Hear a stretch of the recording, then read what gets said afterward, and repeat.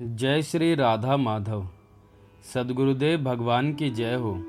पूज्य श्री राधा बाबा जी की पुस्तक से आज बाबा कह रहे हैं, श्री कृष्ण सच्ची चाह के मोल में अपने आप को बेच देते हैं। भगवत चरणों में पूर्ण रूप से समर्पित हो जाने में ही जीवन की सार्थकता है। इसके लिए सब जगह से सभी आसक्तियों को खींचकर एकमात्र श्री भगवान में ही पूर्ण ममत्व स्थापित करें। थोड़ा विचार करके देखें तो पता चलेगा कि इस समय भी हम लोग वास्तव में आंशिक रूप से भगवान के साथ जुड़े हैं। सोचिए, संसार में जो कोई भी मनुष्य आपको प्यारा लगता है, वह क्यों प्यारा लगता है? यदि शरीर प्यारा होता तो जब इस शरीर से चेतन निकल जाता है तब भी वह प्यारा लगना चाहिए था, पर ऐसा होता नहीं। जहाँ चेतन इस शरीर से निकला कि लोग उसे मुर्दा नाम दे देते हैं। अपने प्यारे से प्यारे का शरीर भी मुर्दा हो जाता है। इसे हम लोग जला डालते हैं, नष्ट कर देते हैं। यहाँ तक कि कई तो उस शरीर से डरने लग जाते हैं। आपका शरीर भी आपको तभी तक प्यारा लगता है जब तक आप उस शरीर में चेतन रूप से हैं।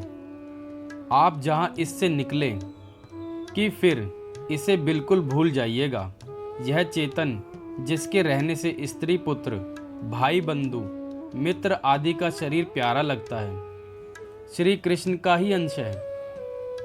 अतः यह सिद्ध हुआ कि असल में हम श्री कृष्ण के अंश से ही प्रेम करते हैं, क्योंकि अंश के ना रहने पर फिर हमारा उस शरीर से प्रेम हट जाता है। भले ही पीछे रोएं, पर स्त्री भी अपने मृत पति के पास नहीं रहना चाहेगी। उससे कहिए, अरे तुम्हारे पति हैं, इनके पास बैठो, वह उत्तर देगी। वे तो अब इस शरीर से चले गए। सारांश यह है, सभी आसक्तियां तभी तक हैं जब तक श्री कृष्ण का अंश वहाँ मौजूद है। श्री कृष्ण का अंश छिपा कि आसक्ति भी छिपी।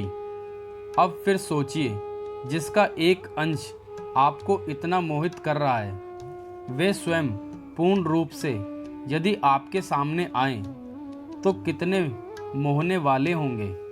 वे आ सकते हैं और आपके साथ संबंध स्थापित कर सकते हैं। केवल चाहने की ही देर है। श्री कृष्ण का मूल्य केवल सच्ची चाह है। वे तो अनमोल हैं, पर सच्ची चाह के मोल में अनमोल होकर भी अपने आप को बेच देते हैं। ऐसा बढ़िया सुंदर सौदा, अलभ्य, अनुपम, सर्वोत्कृष्ट सौदा है। पर हम लोग ऐसे अभागे हैं कि दिन रात संसार के ही पदार्थों में उनके क्षुद्र आंशिक प्रकाश में ही रम रहे हैं और उन्हें नहीं चाहते। यह चाह हो कैसे? महात्मा लोग, अनुभवी लोग कहते हैं कि यह चाह मलिन अंतकरण में होनी असंभव है। जैसे भी हो, अंतकरण को साफ करो, फिर सच्ची इच्छा जगेगी। अंतकरण को साफ करने का इस युग में एकमात्र सबसे सरल उपाय निरंतर नाम जप है। यदि कोई चाहे, सचमुच चाहे, तो भाई जी हनुमान प्रसाद पोद्दार जी का कहना है, भगवान और प्रार्थना सुनने में भले ही देर करें, पर भजन हो, यह प्रार्थना अवश्य अवश्य सुन लेते हैं। अब विचार कीजिए कि हम लोगों को क्या करना चाहिए। जय श्री राधा माधव।